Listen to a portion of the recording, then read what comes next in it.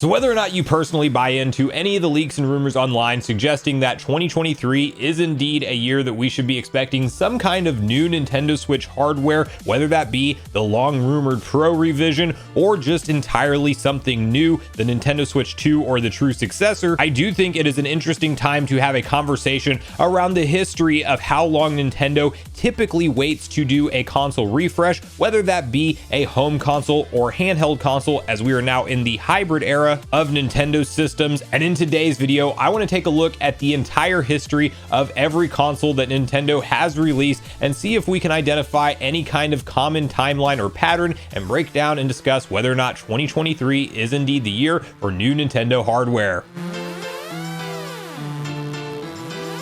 What's up, Nation? If it's your first time on the channel, make sure you join Sunbro Nation by subscribing below, hit the like button on this video if you enjoy it today, and make sure you turn on your bell notification icon so you're kept up to date with all the newest gaming news. As I mentioned, guys, today we are looking at the prospect of whether or not 2023 is indeed the year for new Nintendo Switch hardware, looking at history with what Nintendo has typically done in terms of their release cycle for home consoles and handhelds alike, because the interesting thing about the Nintendo Switch and the era of gaming that we are in is it is truly uncharted territories, because it is Nintendo's first ever hybrid form factor console, meaning it is technically filling the shoes of their portable lineup that we saw with the Game Boy, Game Boy Advance, DS, and 3DS family of systems, in addition to the traditional mainline NES, SNES, N64, GameCube, Wii, and Wii U.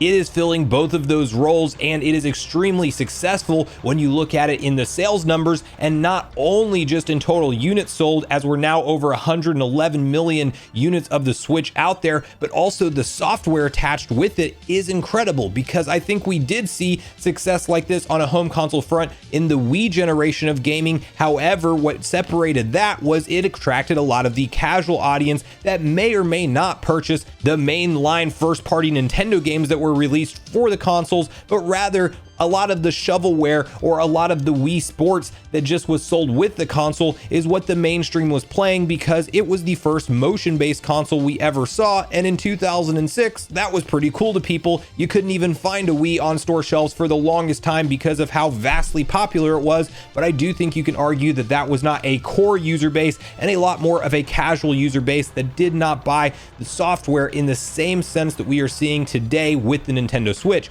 Now, have we seen Nintendo reach this level of success on their handheld consoles? Yes, you can argue that the DS family of systems is arguably Nintendo's most successful line, as it hit over 154 million lifetime, but you also have to be on the sales trajectory lookout and realize that the Nintendo Switch, if it is not ended too soon, will likely also cross that and go on to become Nintendo's best-selling system of all time, period. And that is really saying something when you are considering them bouncing back from the flop that was the Wii U at just roughly 13 million total lifetime units sold, and the Wii U's life cycle even being cut short essentially because of how much of a dud that was for Nintendo on the sales front side of things. And so it is absolutely, at the end of the day, a very exciting time to be a Nintendo fan. But I now want to transition into kind of the timeline of how long Nintendo typically waits, because we have heard them say things like the unprecedented success of the Nintendo Switch has made them look at the life cycle differently of this console, and that it may be quite a bit longer than what a typical life cycle will be. And I think if Nintendo is smart, they extend that with a more powerful system and the same Switch branding, as opposed to waiting too long to refresh the hardware and have the new software that gets developed for it essentially be left in the dust from any kind of third-party support, as well as just having a subpar experience when it comes to things like resolution and frame rate. And you don't want to have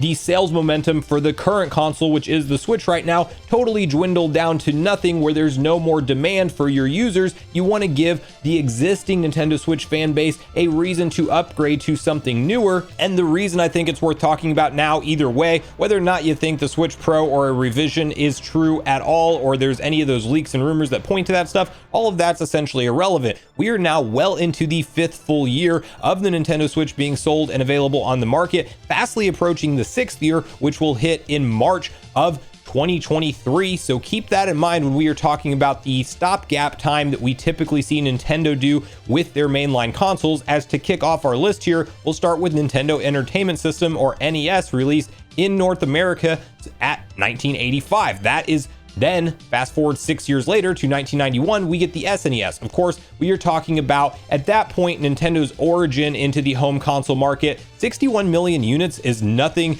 to, not shake your head at for a NES launch console. The SNES was in at about 49 million units, but that is essentially a 6-year stopgap in between when Nintendo did that refresh. And you can argue that technology was very different at that point in time. So I'd like to pay attention to the later consoles in terms of any kind of pattern that we typically see Nintendo stick to. That's a 6-year gap. Then you have 1991 to 96 when we saw the Nintendo 64 release, which of course was the entry into 3D gaming. Also probably a technological time-based decision because 3D games were starting to attract all the eyeballs and Nintendo felt like they had to get theirs out. That's still just a 5-year window of time in between SNES and N64.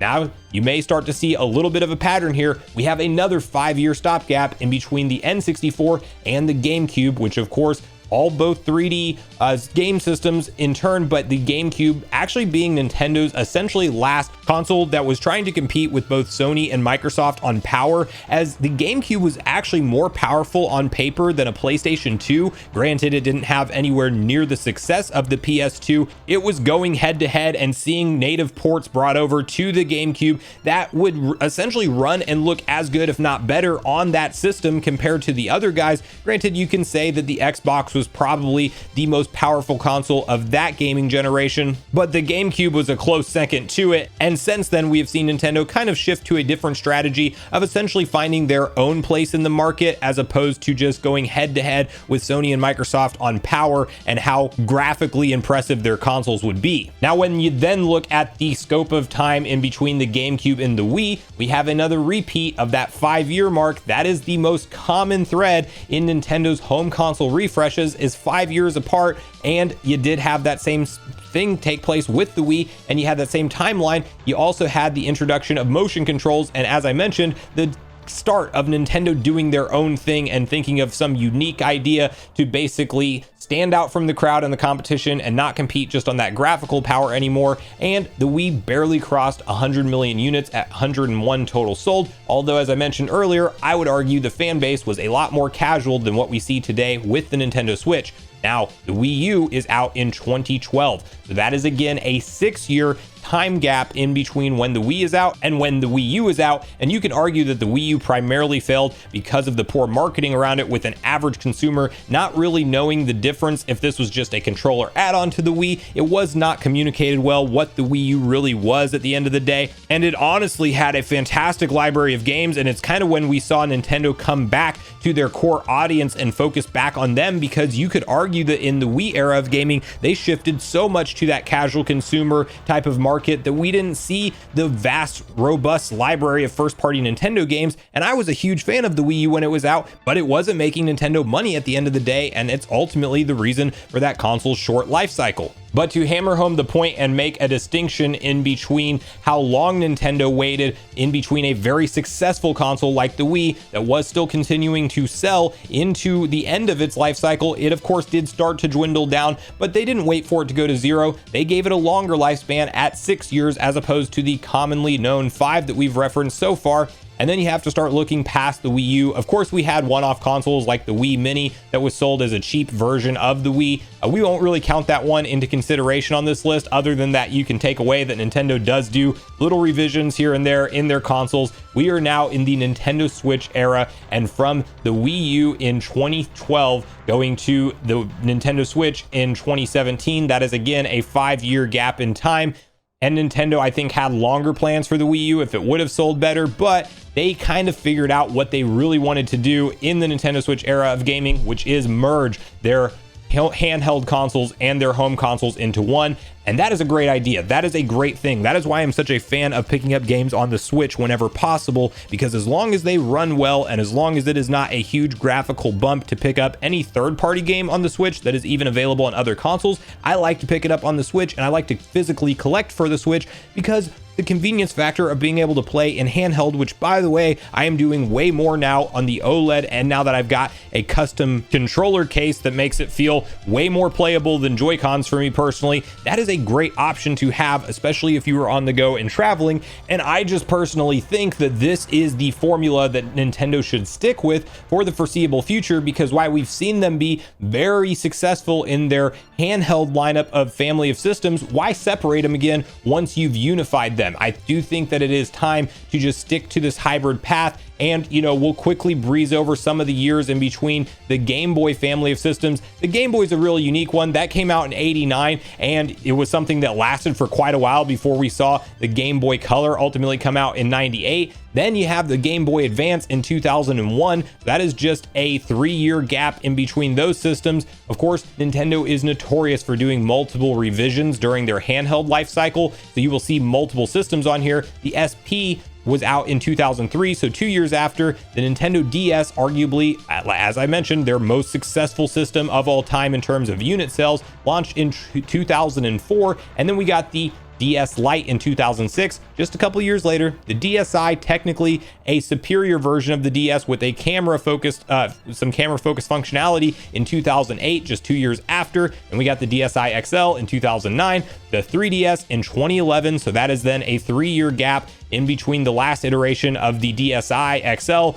to the new generation, which is the 3DS. Although I think you have to kind of compare it to the DSi itself. So really a 4-year gap there. Then you have the 3DS XL 2012, just 1 year later. 2DS, a spin-off side console, something cheaper. You have the new 3DS and 3DS XL in 2014, and this is one I want to spend just a little bit of time on, because the new 3DS, in theory, if Nintendo decided to extend the Nintendo Switch's life cycle, would fit into this criteria where it is actually a superior console, but it's in the same family of systems. It has some games that are made exclusively for the new 3DS, but it essentially runs the 3DS family of games, or library of games rather, better. And so you have from 2011 to 2014, we got a revision of the new 3DS that was sold and that was available with better processing power, better graphics. And if I'm going to put my money on what Nintendo will do, even though we clearly don't know, they are a very unpredictable company and it's hard to tell what they have planned, I hope that it is indeed a more powerful Nintendo Switch that is launched in 2023, because the library of games that is available on the Switch is truly incredible.